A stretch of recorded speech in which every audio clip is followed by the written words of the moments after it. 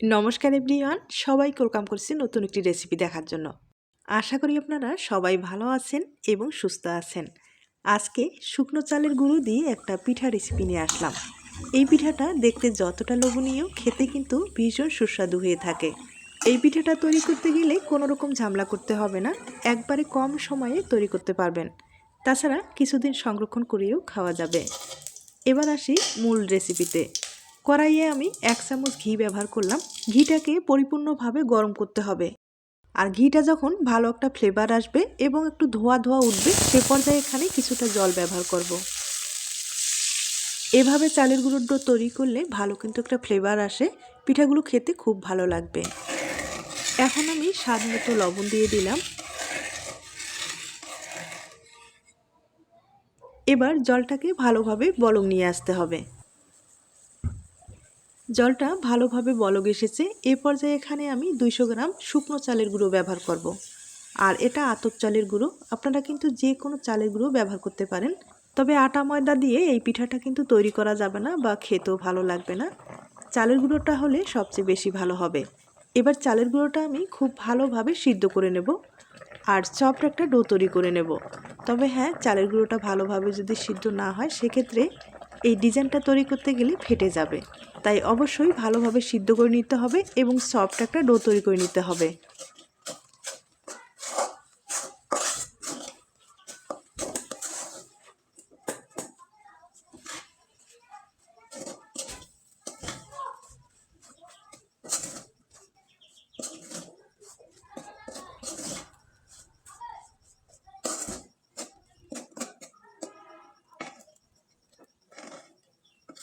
এবার ডোটাকে একটা প্লেটে আমি ঢেলে নিব। এরপরে খুব ভালোভাবে মথে নিতে হবে।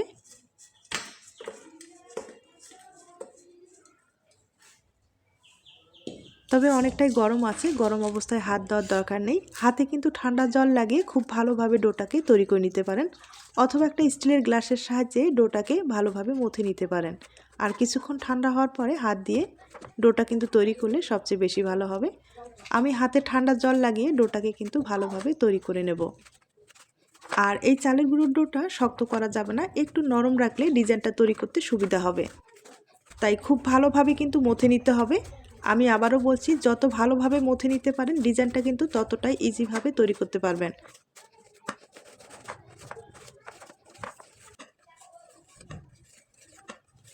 ডোটা আমি তৈরি করে নিলাম, একবারে সফট একটা ডো তৈরি করে নিলাম, দেখতেই পারছেন।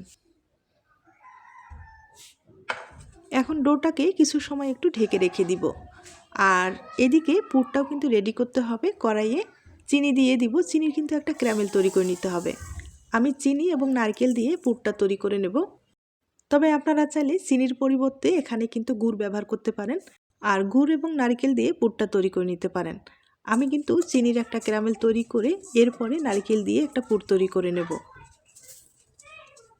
এবার চিনিটা গলে যাওয়া পর্যন্ত অপেক্ষা করে নেব, তাহলে ভালো একটা কিন্তু কালার আসবে, তাছাড়া পুরটা খেতে ভালো লাগবে।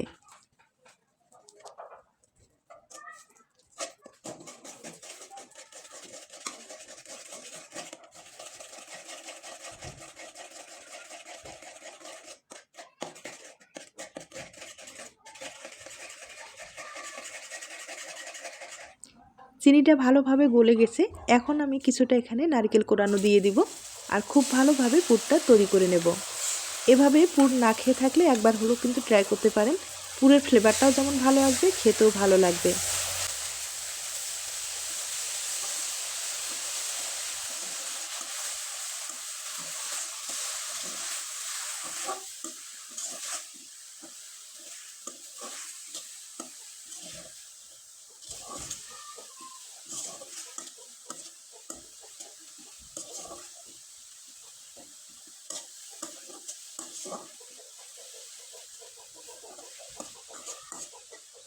নারকেলের পুরটা আমি খুব ভালোভাবে তৈরি করে নিলাম। এবার পুরোপুরি ঠান্ডা করে নিতে হবে। এখন আপনাদের পিঠার ডিজাইনটা তৈরি করে দেখিয়ে দিচ্ছি। আমি কিছুটা ডো নিলাম, আবারও কিন্তু ভালোভাবে মথে নিতে হবে। আর এই ডোটা আমি আগেই বললাম নরম রাখতে হবে। নরম না রাখলে এই ডিজাইনটা তৈরি করতে গেলে ফেটে যাবে বা ডিজাইনটা কিন্তু তৈরি করতে পারবেন না।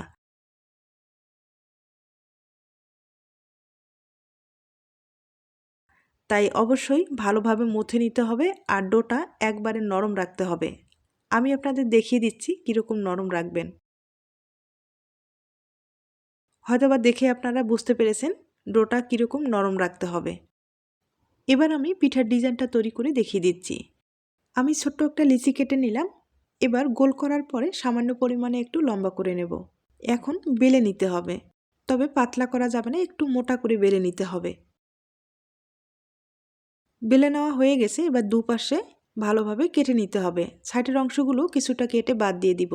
এখন আমি মাঝখানে পুর ব্যবহার করব। তবে হ্যাঁ, এখানে কিন্তু বেশি পুর ব্যবহার করা যাবে না। বেশি পুর ব্যবহার করলে পিঠাটা কিন্তু ফেটে যাওয়ার সম্ভাবনা বেশি থাকবে। তাই সামান্য পরিমাণে পুর ব্যবহার করতে হবে এবং পুরগুলো সমানভাবে ছড়িয়ে দিতে হবে। এবার পিঠাটাকে ভাঁজ করে নিলাম। ভালোভাবে জোড়া লাগিয়ে দিতে হবে। এখন হালকা হাতে আবার একটু বেলে নিব।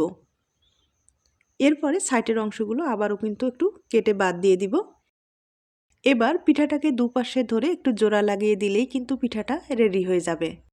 আর যেহেতু একটু আঠালো ভাব আছে, এখানে কিন্তু কোনো রকম আটার পেস্ট দেওয়ার দরকার নেই, এমনিতেই জোড়া লাগিয়ে যাবে। দেখতেই পারছেন কতটা সহজভাবে কিন্তু পিঠার ডিজাইনটা তৈরি করা যায়। আর একইভাবে আরেকটা তৈরি করে আপনাদের দেখিয়ে দিচ্ছি। এরপরে বাকি ডিজাইনটা আমি তৈরি করে আপনাদের দেখিয়ে দেব। তবে আবারও বলবো, এখানে কিন্তু বেশি পুর ব্যবহার করা যাবে না এবং পুরটা কিন্তু উঁচা করে দেওয়া যাবে না, সমানভাবে থাকতে হবে।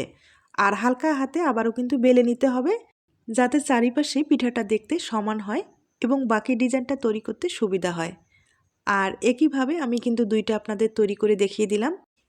এবার বাকি ডিজাইনটা আমি তৈরি করে নেব। আর মাঝখানে ছুরি দিয়ে হালকা করে একটু দাগ দিয়ে দিচ্ছি, তাহলে দুপাশে ডিজাইনটা যেন সমান হয়, তাহলে পিঠাটা দেখতে কিন্তু ভালো লাগবে। এখন একটা শন ব্যবহার করব। শনের সাহায্যে খুব ইজিভাবে কিন্তু ডিজাইনগুলো তৈরি করা যায়।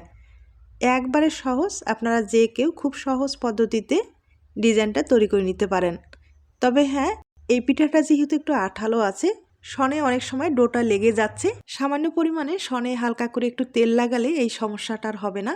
তাহলে শনে লাগবে না, খুব ইজিভাবে ডিজাইনগুলো তৈরি করা যাবে।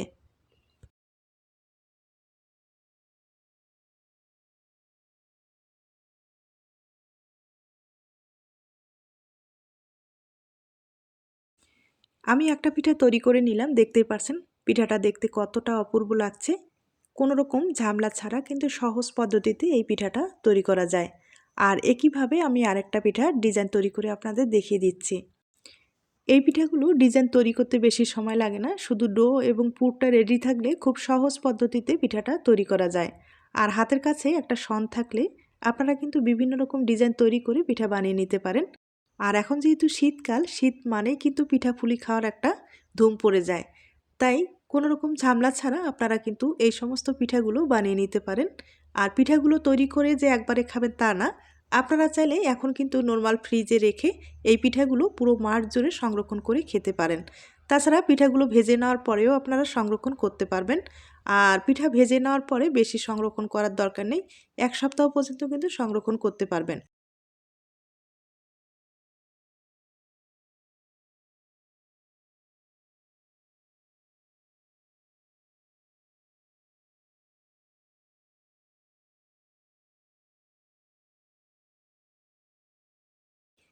আমি আপনাদের দুইটা পিঠা তৈরি করে দেখিয়ে দিলাম। আর দেখতেই পারছেন কতটা সহজভাবে পিঠাগুলো তৈরি করা যায়।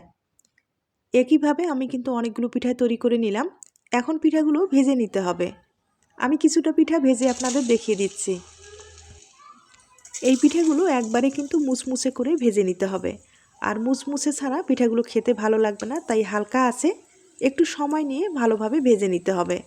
তাছাড়া আপনারা কিন্তু ভাপিয়েও খেতে পারেন, ভাপিয়েও খেতেও ভালো লাগবে।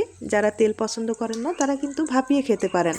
আর যারা মুখরোচক পছন্দ করেন সেক্ষেত্রে কিন্তু তেলে ভেজে একবারে মুচমুচে করে খেতে পারেন।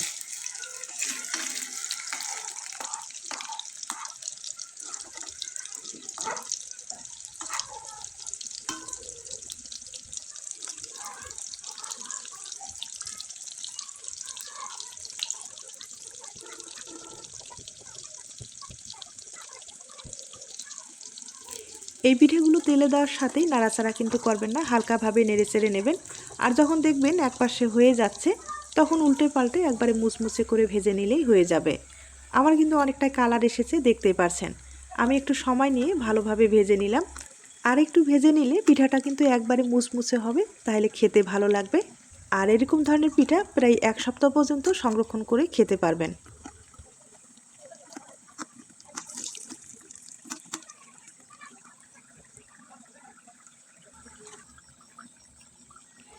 পিঠাটা আমি একটু সময় নিয়ে ভালোভাবে ভেজে নিলাম, আর দেখতেই পাচ্ছেন কালারটাও ভালো এসেছে, একবারে মুচমুচে করে ভাজানো হয়েছে। এখন কিন্তু তুলে আপনাদের পরিবেশন করে দেখিয়ে দিচ্ছি। তার আগে ছোট্ট একটা রিকোয়েস্ট থাকবে, পিঠার এই রেসিপিটি আপনাদের কাছে যদি ভালো লেগে থাকে বা আপনার কোনো উপকারে আসতে পারে, তাহলে কিন্তু একটা লাইক দিতে পারেন।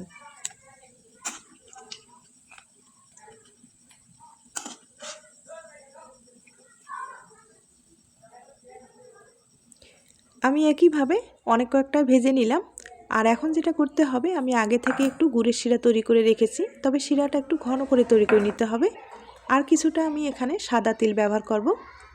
প্রথমে শিরাতে কিন্তু এভাবে দিয়ে দিব, তবে পুরোটাই না, সাইডের অংশগুলোতে একটু করে শিরা লাগিয়ে এরপরে কিন্তু এখানে সাদা তেল ব্যবহার করব।